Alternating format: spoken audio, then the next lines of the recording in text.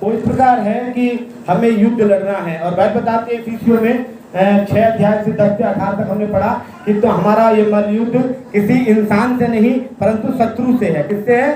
शत्रु से है। और शत्रु विचारों के द्वारा हमारे जीवनों में युद्ध डालता है, विचारों के द्वारा हमारी जिंदगी में लड़ाई शत्रु डालता है। और बाइबल में इस प्रकार लिखा हुआ है मेरे प्रियो कि पढ़ेंगे नहमीया 4 का 14 जी। तब मैं देखकर उठा और रईसों और हाकिमों जी अन्य सब लोगों से कहा, मैंने रईसों से कहा, हाकिमों से कहा और अन्य लोगों से कहा, क्योंकि ये लड़ाई सबको लड़नी है, चाहे गरीब हो चाहे अमीर हो। रईसों, हाकिम और सब लोग को एक लड़ाई लड़नी है। और मैंने जैसे बताया कि हम लोग लड़ने में बहुत होशियार हैं, हम लोग लड़ने में बहुत होशियार हैं। मैं सच बता रहा हूँ, अगर एक मोटरसाइकिल की क्लिच होती है ना पकड़ने की, वो भी कोई आए तोड़ के चला जाए, 20 रुपए की क्लिच होती है, हम उसे पकड़ लेते हैं, 50 रुपए दे गया। हम लड़ने में इतने वो हैं होशियार। तो बाइबल में इस प्रकार लिखा हुआ है कि ये लड़ाई हम सबको लड़नी है। किस चीज की लड़ाई है? आइए वचन से पढ़े थोड़ा सा आगे। तब मैं देखकर उठा, रईस और हाकिम और अन्य लोगों से कहा, क्या कहा? पढ़ो। उनसे मत डरो। किससे मत डरो? शत्रु से। शत्रु से डरना नहीं है। बहुत से लोग इतना डर जाते हैं शत्रु से, इतना डर जाते हैं कि एक बच्चा किसी हलवाई की दुकान से 4 लड्डू लेके जा रहा था। कितने? 4 लड्डू लेके जा रहा था। इतना डरते हैं शत्रु से। बाइबल लिखा उनसे मत डरो कि 4 लड्डू लेके जा रहा था और 4 लड्डू में से जाते जाते बच्चा खेलते खेलते जा रहा था, एक ठोकर लगी तो किसी के दरवाजे पर एक लड्डू, किसी के दरवाजे पर वो 3 लड्डू लेके चला गया घर पे। माँ से बोला, माँ 1 लड्डू गिर गया। कोई बात नहीं। जिसके दरवाजे पे गिरा उसे टेंशन हो गई, जिसके दरवाजे से गिर गया उसे बड़ी टेंशन हो गई कि यार कोई मेरे घर में। अब वो देवरानी, जेठानी और खानदान परिवार और चाचा और ताऊ, और उसने पूरी दुनिया घूम ली, उसने पूरी दुनिया घूम ली। किसने करा होगा, किसने करा होगा, अब उसे ये नहीं मालूम, क्योंकि भाई रोड, हमारा रास्ता ये रोड है, रोड पे कुछ भी हो सकता है। अब किसी ठोकर से 1 लड्डू गिर गया, वो टेंशन में आ गया। अब उन्होंने भगत बुलाने शुरू कर दिए और वो 2 लड्डू के चक्कर में 2000 रुपए खर्च कर दिए। 2 रुपए के लड्डू 2 रुपए का आता होगा शायद। 2 रुपए के लड्डू के चक्कर में कितने खर्च कर दिए? 2000 खर्च कर दिए। क्यों खर्च कर दिए? किसी ने कुछ, और जितने भी उसने क्या नाम है वो होंगे ना, क्या नाम है उसके परिवार के लोग, उन सबको उन्होंने एडवांस में जो बका होगा, वो तो जिस पे शक होगा उसको तो उसने खूब बका होगा दिनों रात। वो टेंशन में भी हो गई, टेंशन में भी हो गया होगा, और उसके आदमी को 2-2.5 हजार रुपए उसने और खर्च करा दिए। फिर उसके बाद वो किसी से, अपनी सहेली से बता रही थी कि तुम्हें मालूम है इतने चुभते हैं मेरे खानदान परिवार वाले कि देखो क्या धराया कर गया मेरे। तो उन्होंने बोलिए, बहन धराया कुछ ना, परसों मेरे लड़का जा रहा हूँ, भाई से लड्डू गिर गया। परसों में लड़का जा रहा था, उसी से लड्डू। अच्छा बहन, मैंने तो बड़े पैसा खर्च करा दिए, मैंने तो बड़े पैसा खर्च करा लिए। तो बाइबल क्या बताते, पढ़ो उनसे जल्दी से पढ़े तो प्लीज।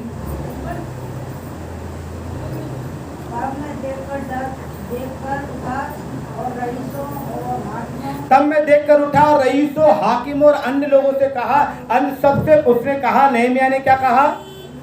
इस शत्रु से मत डरो, प्रभु जो महान है। प्रभु कौन है? आपको याद रखना है, आप जिसको मानते हो वो बहुत महान है। एक्चुअली हमें क्या होता है, शक होता है कि वो महान है, पता नहीं हमें छुड़ा पाएगा नहीं छुड़ा पाएगा, कहीं ना कहीं उपाय तो नहीं करना पड़ेगा, कुछ वो कर लेगा नहीं कर लेगा, और अगर वो करेगा नहीं करेगा, इसलिए हम क्या करते हैं, दुनिया के चक्कर काटते हैं। वो सर्वशक्तिमान परमेश्वर है। आपको मालूम है, आप किसी के ऊपर कोई भी चक्कर हो, बोलो यीशु मसीह के नाम से, और उसके सर पे हाथ रख के यीशु के लहू की जय, यीशु के लहू की जय, यीशु के लहू की जय बोलते रहो 15 मिनट में। 15 मिनट में आपको देखना कुछ असर शुरू हो जाएगा और फायदा हो जाएगा। तो यीशु मसीह के नाम में ताकत है, कोई तंत्र और मंत्र की जरूरत नहीं। हालेलुया। इसलिए लिखा हुआ है, उनसे मत डरो। पढ़ो, प्रभु जो महान और भय योग्य है। प्रभु कौन है? महान और भय योग्य का मतलब क्या होता है मालूम है? इंग्लिश में कहता है रेवरेंट। परमेश्वर कौन है? Great and reverent. परमेश्वर कौन है? महान है और भय योग्य है। रेवरेंट है परमेश्वर है। मैं पास्टर हूं लेकिन यीशु मसीह क्या है? रेवरेंट है। और लिखा हुआ है कि वो महान और भय योग्य है, उसी को याद करके। किसको? अगर आपके जीवन में कोई प्रॉब्लम आ जाती है, आपकी जिंदगी में कोई समस्या है, आप उसको याद कीजिए। किसको? उसको याद कीजिए जो महान है। हालेलुया। उसको याद कीजिए जो आपसे 1 रुपया नहीं खर्च कराता। उसको याद कीजिए जो आपसे बहुत प्रेम करता है। उसको याद कीजिए उसको जब याद करेंगे ना, तमाम भूत पिशाच, तंत्र मंत्र, जादू टोना, बीमारी सब नाचने लग जाते हैं। इसलिए उसको याद कीजिए। और लिखा हुआ है याद करके क्या करना है? अपने भाइयों के लिए। लड़ाई किसके लिए लड़नी है? मैंने पूछा, लड़ाई किससे है? शत्रु से। लड़नी किसके लिए है? भाइयों के लिए लड़नी है। किसके लिए लड़नी है? आगे बढ़ो। बेटों के लिए लड़नी है। किसके लिए लड़नी है? बेटों के लिए। और बेटियों के लिए लड़नी है। किसके लिए लड़नी है? और स्त्रियों के लिए लड़नी है और घरों के लिए लड़नी है। यहाँ लिखा हुआ है कई लोगों के लिए लड़ाई लड़नी है। पहली लड़ाई भाई के लिए लड़नी है। किसके लड़नी है? और वो लड़ना किस तरीके से है? अभी हमने क्या बताया? तुम्हारा मलयुद्ध लहू और मांस से नहीं वरन उस शत्रु की युक्तियों से है। और आगे लिखा हुआ है कि उसमें लिखा हुआ वचन में कि तुम सारे हथियार धारण कर लो। और लास्ट में क्या लिखा हुआ जो लास्ट में अच्छा लगता है उसको थोड़ा सा पढ़ दे। फिजियो में आ जाए। 6 से नहीं पढ़ेंगे, जिसमें लिखा हुआ है 6 का 10 में लिखा हुआ है तुम्हारे, इसलिए तो अपनी शक्ति, परमेश्वर की शक्ति में बलवंत बनो। कैसे बनना लड़ने के लिए? लड़ेंगे कब आप? लड़ कब पाएंगे आप? जब मजबूत होगे। लड़ कब पाओगे? क्या होगा? लड़ तब पाओगे जब मजबूत होगे। जब कोई लाल मिर्च आपके दरवाजे में फेंक के चला जाए, आप गाली ना बको, तो समझ लो आप मजबूत हो। आपके दिमाग में ये आए नहीं किसी ने कुछ किया होगा, किसी से गिर गया होगा। अगर आपके दिमाग में ये आ गया कि किसी ने कुछ कर दिया होगा लाल मिर्च गिरते ही आपके दरवाजे पे, तो आप मजबूत नहीं हो। आप मजबूत नहीं हो। बाइबल में लिखा हुआ है विश्वास करने वालों में चिन्ह होते हैं। किसमें? विश्वास करने वालों में चिन्ह होते हैं। अगर आप विश्वासी हैं तो आपके जीवन में चिन्ह होंगे, आपके जीवन में चमत्कार होंगे। कब होंगे? जब आप विश्वासी हैं। और आपको मालूम है बाइबल का एक वचन मुझे बड़ा पसंद आता है कि याकूब पर कोई तंत्र मंत्र काम नहीं कर सकता। मैं प्रभु का हूं तो मुझ पर कोई काम नहीं करेगा, इसलिए लड्डू पेड़ा और जो चाहे वो फेंक जाओ, चढ़ा जाओ, मुझे कोई असर होता नहीं। क्यों? क्योंकि मैंने अपने आप को क्या किया है? प्रभु में और उसकी शक्ति में बलवंत किया है। इफिसियों 6 का 10 में क्या लिखा हुआ है? आपको मजबूत बनना है काय में? प्रार्थना में। किसमें मजबूत बनना है? प्रभु में मजबूत बनना है। प्रभु में मजबूत बनना है और किसी चीज में आपको मजबूत बनने की जरूरत नहीं है। किसमें मजबूत बनना है? प्रभु में। अब सवाल उत्पन्न होता है कि आप प्रभु में मजबूत हैं या आप अपने आप को देखो और उसकी शक्ति के प्रभाव में बलवंत हो जाओ। परमेश्वर के सारे हथियार बांध लो कि तुम शैतान की युक्ति के सामने खड़े रह सको। या आपने अभी पढ़ाई है, आगे वचन में लिखा हुआ है लास्ट में 18 वचन पढ़े कोई जल्दी से। 6 का 18। हर समय हर प्रकार से आत्मा में, हर समय और हर प्रकार से। कैसे? हर समय हर प्रकार से आत्मा में प्रार्थना करते रहो। लिखा हुआ आत्मा में प्रार्थना और विनती करते रहो। अब हर प्रकार से और हर समय आप बाइबल खोल के नहीं बैठ सकते, हर समय घुटने टेक के प्रार्थना नहीं कर सकते, लेकिन चलते आपको मालूम है बाइबल में तकरीबन 9 प्रकार से प्रार्थनाएं हैं। कितने प्रकार से? कैसे मालूम है? चलते, बैठते, चारपाई पे पड़े हुए, घुटने टेक के, हाथ उठाकर, ताली बजाकर, इस प्रकार के 9 प्रकार की प्रार्थना बाइबल में लिखी हुई है। बहुत लोग सोचते हैं कि बैठ की प्रार्थना नहीं, खड़े होकर भी कर सकते हैं। चल के प्रार्थना है। यरीहो को उन्होंने चल के प्रार्थना क्यों जीत लिया? और दाऊद राजा कहता है बिस्तर में पड़ा तेरा स्मरण करता हूँ। बिस्तर में पड़े होकर भी प्रार्थना कर सकते हैं आप। परमेश्वर ने आपको ये कुछ नहीं बोला ऐसे करोगे तो ही मैं सुनूंगा। 9 प्रकार की प्रार्थनाएं हैं। मैं किसी दिन बताऊंगा आपको उनमें 9 प्रकार में आप किस प्रकार से परमेश्वर आपकी प्रार्थना सुनता है। वो हर प्रकार से आपकी प्रार्थना सुनने के लिए तैयार है। बस आप हर समय अपने अंतर्मन से प्रार्थना करने के लिए तैयार रहना ही रहना है। हालेलुया। जब मैं बाहर जाता हूँ, कभी कभी मैं ई रिक्शा में, कभी मोटरसाइकिल पे, कभी बसों में जा रहे हैं, कभी ट्रेन में चल रहे हैं, हम प्रभु की स्तुति आराधना करते रहते हैं। प्रभु की स्तुति आराधना करते रहते हैं। प्रभु के लिए मैं ऐसे भी स्तुति आराधना कर लेते हैं। जैसे मैं अभी थोड़ी देर पहले आपको प्रार्थना में बता रहा था, मैंने क्या बोला, किसी हम लाचार को, परेशान को देखते हैं तो मैं बोलता हूँ प्रभु तेरा धन्यवाद कि परमेश्वर तूने इनसे मुझे बहुत बेहतर बनाया। लेकिन वो गलत ऐसा नहीं है, प्रभु इनकी भी तू सहायता कर। उनके लिए भी प्रार्थना करके आप मुंह से बोल कर चल सकते हैं। आप जब वो भला मतलब अच्छा बीज बोओगे तो अच्छा काटोगे, जो बोओगे आपने उसके लिए भलाई बोगे गए। मैं उस दिन आ रहा था, बारिश हो रही थी बहुत तगड़ी। अभी आपको मालूम है 2-3 दिन पहले बहुत भयानक बारिश थी। बारिश हो रही थी, मैं कटपुरा पे देखा था लोग पन्नी ऐसे पकड़कर बैठे हुए थे, छोटे बच्चे बड़े कांप रहे थे। मैंने वहाँ भीगते हुए बोला प्रभु तेरा धन्यवाद है, इतना अच्छा मकान है, प्रभु इन लोगों के लिए भी कुछ व्यवस्था कर, प्रभु इन पर भी दया कर। मैंने अपनी ड्यूटी निभाई है। वचन में क्या लिखा हुआ है कि हर समय हर प्रकार से आत्मा में प्रार्थना विनती करते रहो, इसलिए जागते रहो कि सब पवित्र लोगों के लिए लगातार विनती किया करो। पहली बात, कंटिन्यू प्रार्थना में बने रहो। दूसरा, दूसरों के लिए भी विनती किया करो। जो आज का जो शीर्षक है, हम उस पर दोबारा आएंगे, जल्दी से मैं प्रचार करना है। उनसे मत डरो, जो प्रभु जो महान और भययोग है उसी को याद कर कर अपने बेटों के लिए, भाइयों के लिए, बहनों के लिए, स्त्रियों के लिए युद्ध करो। उसका मतलब क्या है, शैतान आपके घर में से किसी को भी, आजकल मैं जवानों के लिए क्यों में आया है, बेटों के लिए, बेटियों के लिए, जवानों के लिए क्यों आया, भाई बेटे बेटियां ये सब जवान हैं, जवानों के लिए क्यों प्रार्थना करने के लिए आया। आपको मालूम है जवान आजकल सबसे पहला नशे की गिरफ्त में है। काय में? नशे की गिरफ्त में। दूसरा, जवान आज बेरोजगार है। पहला नशे की गिरफ्त में है, दूसरा क्या है, बेरोजगार है। और इन सब चीजों के लिए आपको क्या करना पड़ेगा, युद्ध लड़ना पड़ेगा। इट मीन्स परमेश्वर से प्रार्थना करना पड़ेगा। याकूब ने आशीष को लेने के लिए युद्ध लड़ा। आपको मालूम है एक परमेश्वर का दास था याकूब, उसने युद्ध लड़ा। वचन में लिखा हुआ है जब तक तू मुझे आशीर्वाद ना दे दे तब तक मैं तुझे जाने ना दूंगा। वो परमेश्वर से लड़ा है। काय के लिए? वैसा आज का शीर्षक है शत्रु से लड़ाई के लिए, लेकिन मैं कह रहा हूँ किस विषय के लिए लड़ना है। आपको अपने बच्चों के लिए लड़ना, जवानों के लिए। आज देखिए जवान सबसे ज्यादा बेरोजगार हैं, बड़े बड़े डिग्री धारक बेरोजगार हो गए हैं। उनके लिए आपको प्रार्थना करना पड़ेगा। अब परमेश्वर मेरे बेटे को रोजगार दे, उसके लिए मैं उपवास रखूंगी, मैं उसके लिए प्रार्थना करूंगी। परमेश्वर मेरा बेटा, इसमें लिखा हुआ है ना, भाई बेटा बेटी, इन लोगों के लिए प्रार्थना करूंगी नशे की से आजाद हो जाए, नशे की गुलामी से। हम कितना प्रार्थना किया है शराब छुड़वाने के लिए, कितना घुटने टेक के प्रार्थना किया है, कितना उपवास किया है, मुझे नहीं मालूम आपको कितना। लिखा हुआ है अपने भाइयों, बेटों, बेटियों, स्त्रियों और घरों के लिए क्या करना है, आपको युद्ध लड़ना है। क्या करना है, घरों के लिए क्या करना है, युद्ध लड़ना है। व्यवस्था विवरण 20 का 1 पढ़ना जरा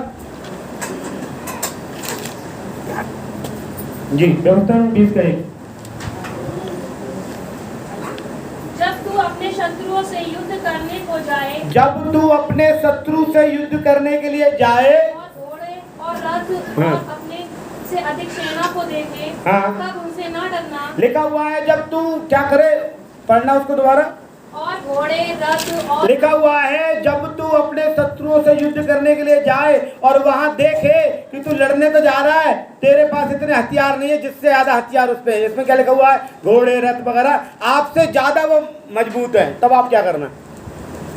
आप किसी से लड़ने के लिए जाएं, आप तो तलवार और डंडा लेके जाएं, वो बंदूक लेके खड़ा होकर आजा लड़ने के लिए, क्या करेंगे, है क्या कर सकते हैं भाई।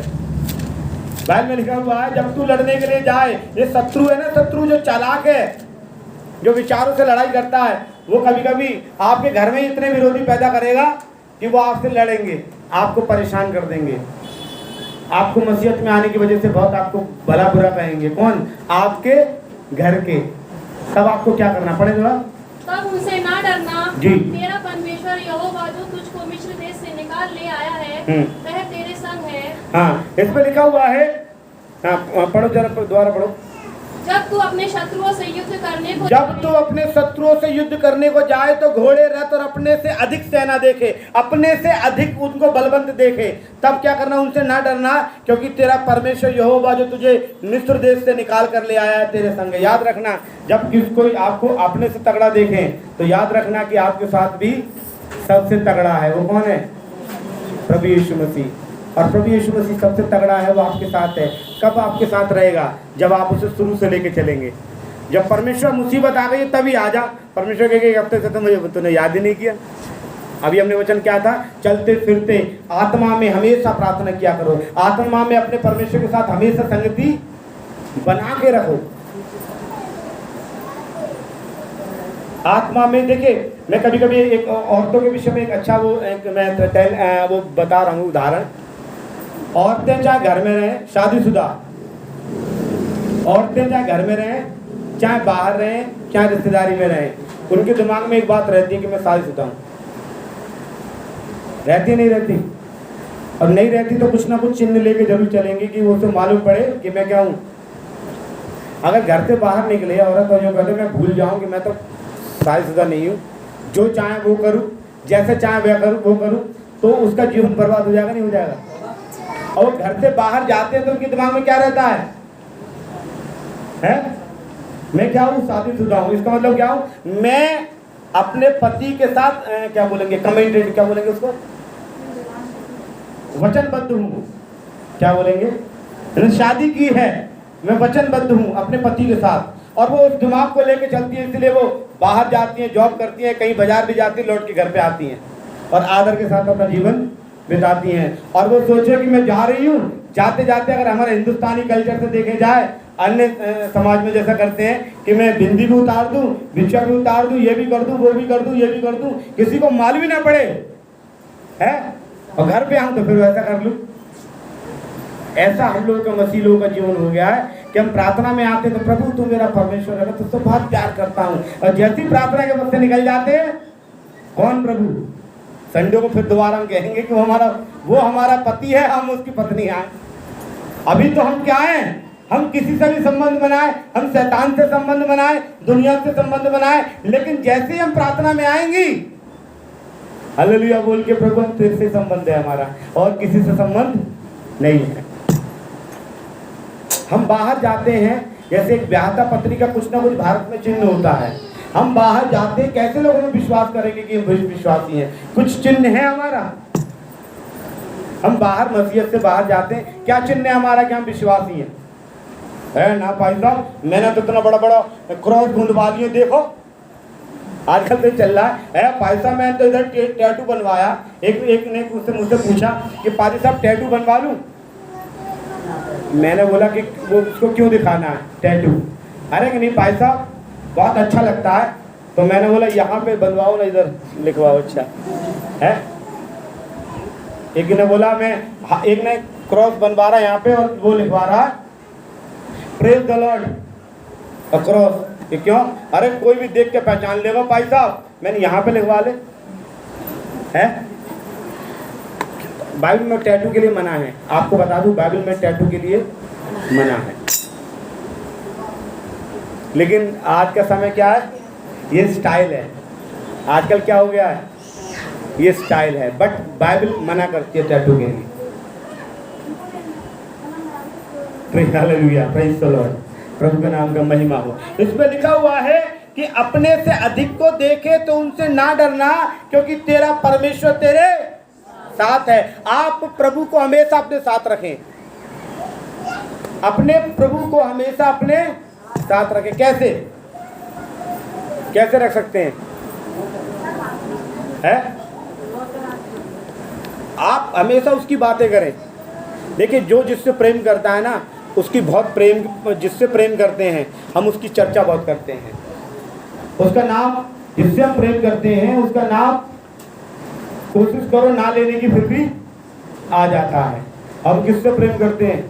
अरे पैसा बहुत परेशान हूँ, पैसा बहुत परेशान हूँ, पैसा बहुत परेशान हूँ। तो परेशानी कर कितना मुझसे प्रेम करता है व्यक्ति, हमेशा मुझे नाम लेता रहता है, हमेशा बीमार, हमेशा परेशान, हमेशा सर में दर्द, हमेशा पैर में दर्द, ये मुझसे कितना प्रेम करता है।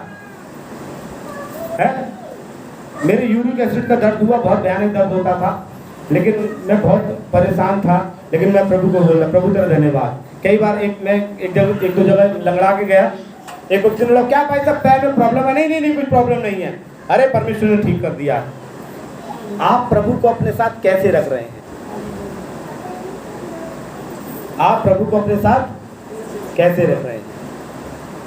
देखिए यहाँ पर भी कई लोग हैं, मैं आदमियों का तो प्रेज़ द लॉर्ड कोई चिन्ह नहीं है, लेकिन औरत कुछ ना कुछ चिन्ह लेके चलती है। मांग में सिंदूर भी हो सकता है, बिंदी भी हो सकती है, बिछिया भी हो सकती है, कुछ ना कुछ वो चिन्ह है कि मैं अपने पति को अपने साथ लेके चल रही हूँ, है।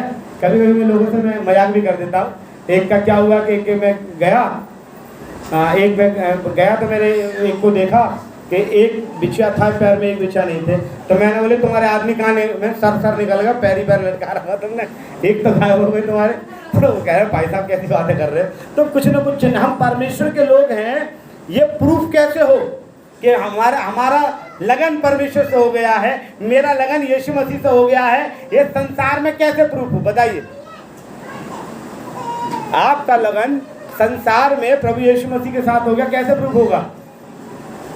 कि आप उसकी बात, यीशु मसीह की बात लोगों से करती हैं, आप यीशु मसीह की बात लोगों से करती हैं, यीशु मसीह से आप लोगों से बोलते हैं कि वो यीशु मसीह बहुत भला है, उसने मुझे ठीक किया है, उसने मुझे बचाया है, बहनों तुम्हें भी बचाएगा, मैं तुम्हारे लिए प्रार्थना करूंगी, या तुम प्रार्थना में चलो। आप कैसे प्रभु यीशु मसीह अपना संबंध यीशु मसीह के साथ बताते हैं? बताइए, आप प्रभु यीशु मसीह से अपना संबंध कैसे बताते हैं? इसको आपके समझ में नहीं आ रहा है वचन को, आप इसको बार बार बोलते रहिए। और आप जहां भी जाते हैं, आप जिस महफिल में भी जाते हैं, ऐसा दिखाइए कि यीशु मसीह आपके साथ है। हालेलुया। आप ऐसा दिखाइए आपके, और जब वो आपके साथ होगा, तो जब आपके साथ होगा तो आप बलशाली हो जाएंगे, और बलशाली हो जाएंगे तो आपसे कोई टकराने की जरूरत नहीं कर सकता। हालेलुया। मैं बहुत बलशाली हूँ। पौलुस कहता है कि मैं हजारों से बेहतर हूँ, और वो जो प्रभु मुझ में वास करता है उसमें मैं बहुत कुछ कर सकता हूँ, पौलुस। और जबकि ये कहता है मैं निर्बलों के लिए निर्बल बना, लेकिन वो क्या कह रहा है? मैं बहुत कुछ कर सकता हूँ। क्यों? क्योंकि जो मेरे अंदर है, कौन? यीशु मसीह, उसमें मैं क्या हूँ? मैं ताकतवर हूँ। और जब यीशु मसीह आपके अंदर है तो आप परिवार के लिए लड़ सकते हैं। अगर आपके परिवार में कोई बीमार है, आपके परिवार में कोई परेशानी है, क्या आप उनके लिए प्रार्थना करेंगे, लड़ेंगे? वो जरा निकालें नीति वचन 27 का 23 पढ़ें, जल्दी से पढ़ें। नीति वचन 27 का 23 पढ़ें। नीति वचन। अपनी भेड़ बकरियों की दशा, अपनी भेड़ बकरियों की जिम्मेदारी आपकी है, आपके परिवार की जिम्मेदारी, आपके बेटे की जिम्मेदारी आपकी है। आपको क्या करना है? पढ़ो। अपनी भेड़ बकरियों की दशा भली भांति मन लगाकर जान ले। मन लगाकर अपनी भेड़ बकरियों की रक्षा करना है। आपको मन लगाकर जानना है कि उनके घर में परेशानी क्या है, और उस परेशानी के लिए आपको लगातार क्या करना है? प्रयास करना है। आपको मालूम है किसी की चोट लग जाती है ना, तो बीटाडीन या कुछ भी मलहम वगैरह हम रोज लगाते हैं, एक दिन लगा के छोड़ देते हैं।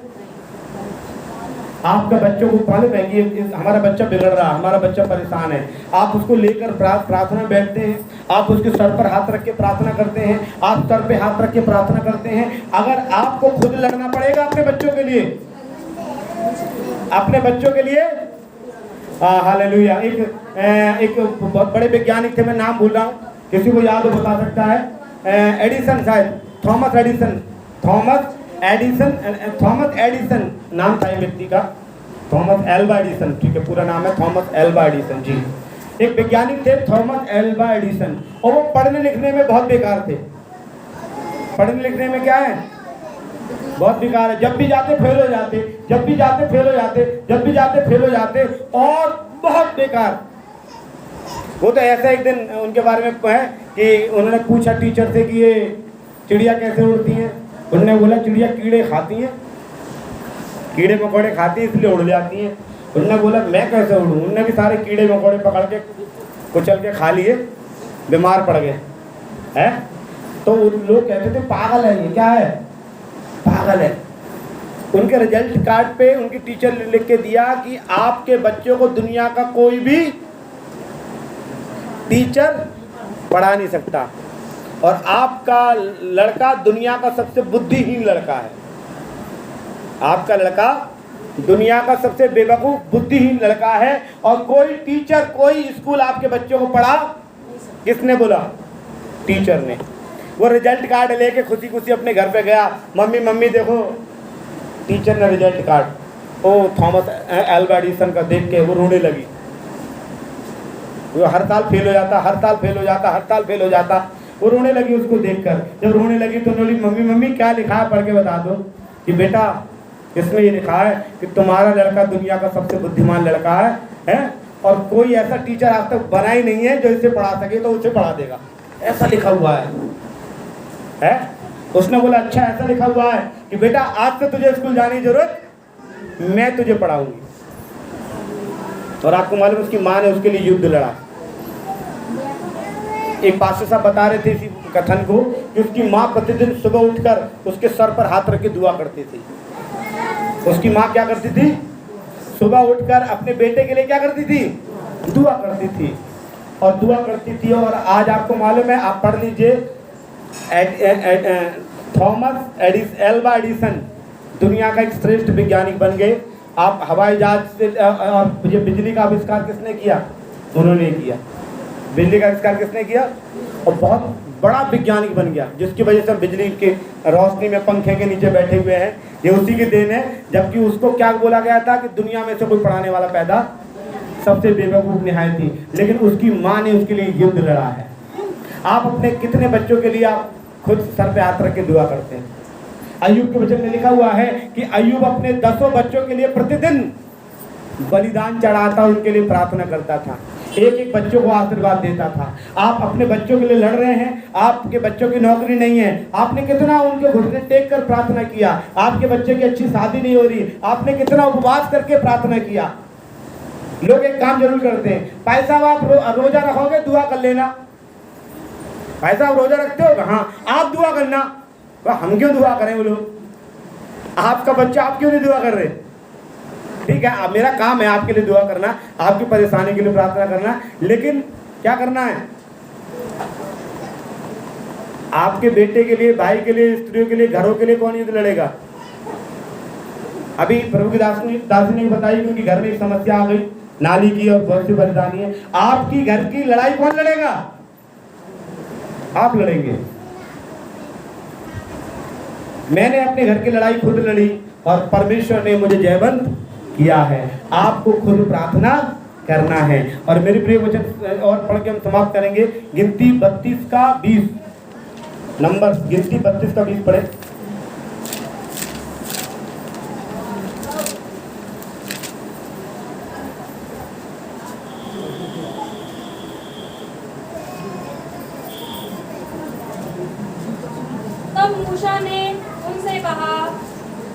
तब मूसा ने उनसे कहा यदि तुम ऐसा करो, अर्थात यदि तुम यहोवा के आगे आगे युद्ध करने को हथियार बांधो। इसका मतलब यहोवा के आगे क्या मतलब है? परमेश्वर के साथ साथ आपको शत्रु से लड़ना है, नहीं तो आप जीत अकेले करने की कोशिश करोगे ना तो क्या जीत नहीं पाओगे। आपको शत्रु को लड़ना है।